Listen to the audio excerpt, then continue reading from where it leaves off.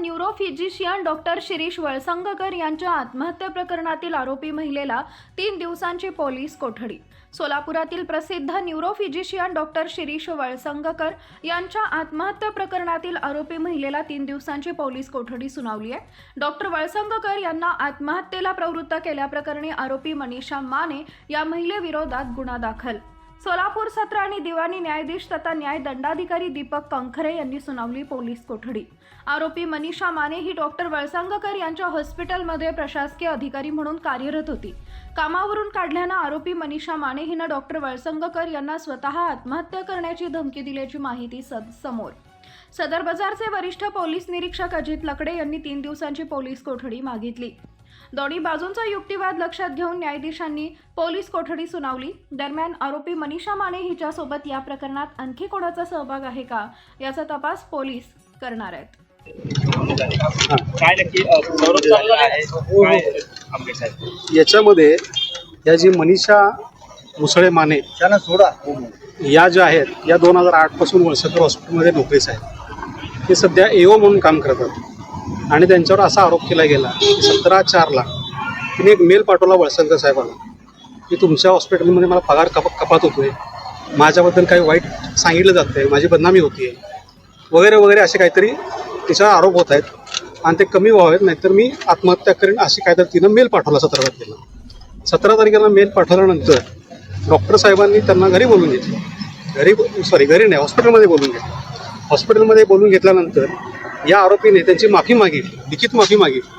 माफी मागितल्यानंतर पुन्हा त्याने संध्याकाळी जाऊन रिव्हॉल्वरमधून गोळ्या झाडून आत्महत्या केली, अशी यांची FIR आहे।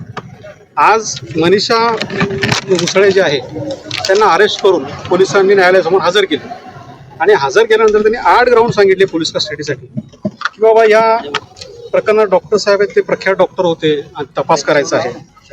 ती चिठ्ठी जी आहे ती चिठ्ठी जप्त झालेली आहे, त्याच्या अनुषंगाने तपास करायचा आहे आणि हस्ताक्षर त्यांचा हस्ताक्षर नमुने घेऊन ते तपासाला पाठवायचे आहेत। मूळ प्रत जी हॉस्पिटलने फाडली, मेलची जी मूळ प्रत होती ते ज्यावेळेस तिला बोलवून घेतलं हॉस्पिटलमध्ये त्यावेळेस तिनं माफीनामा लिहून ती मूळ प्रत फाडली होती।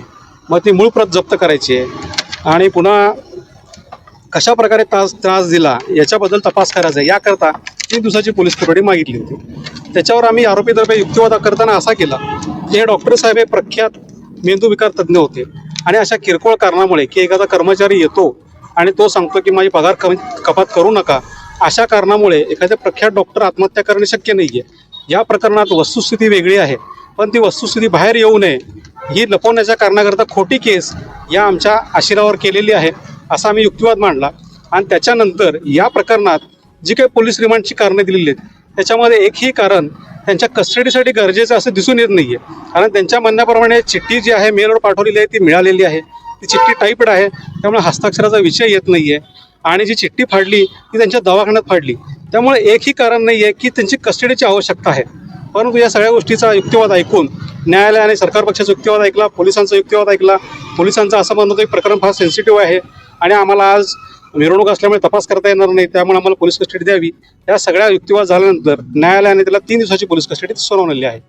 पण मग पुढे काय भूमिका असणार आहे? कारण आता आम्ही 23 तारखेला निश्चित ते परत पोलीस कस्टडी मागणार आहेत का न्यायालयीन कोठडी मागणार आहेत हे त्यावेळेस कळेल आणि त्याच्यानंतर ज्यावेळेस न्यायालयीन कोठडी संपेल त्यावेळेस आम्ही जामिनासाठी अर्ज करू।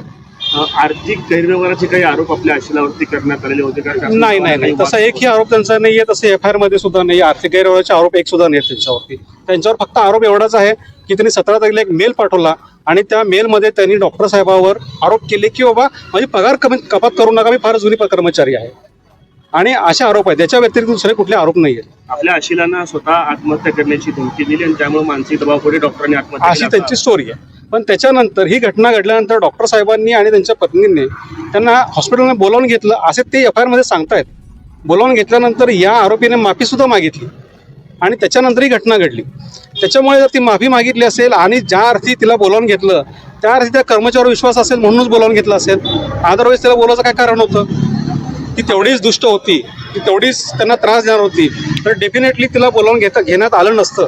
ते डायरेक्ट एफ आय आर केले असते. आपल्याला कामावरनं काही कमी करण्यात आलं होतं का? काही नाही, फक्त पगार कपात, 1 दिवसाची पगार कपात केली होती, एवढाच विषय. नाही, पण त्याच्यामध्ये त्या मानसकन्या होत्या असं देखील बोललं जातं. हो, 2008 पासून त्या त्यांच्याकडे नोकरीस होता.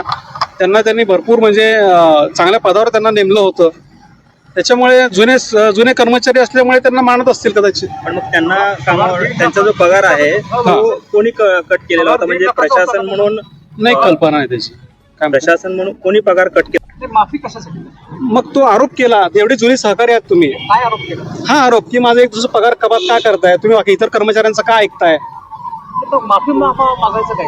तो मेलमध्ये पत्र पाठवलं ना, मग त्यामुळे डॉक्टर साहेब व्यथित झाले की अशी कशी पाठवली, आणि त्याच्यामुळं ती माफी मागितली. साधारण किती परत पगार कपात झालेला आहे काय? 1 दिवसाचा पगार असं सांगतायत, आकडा नाही आले. आकडा नाही आला.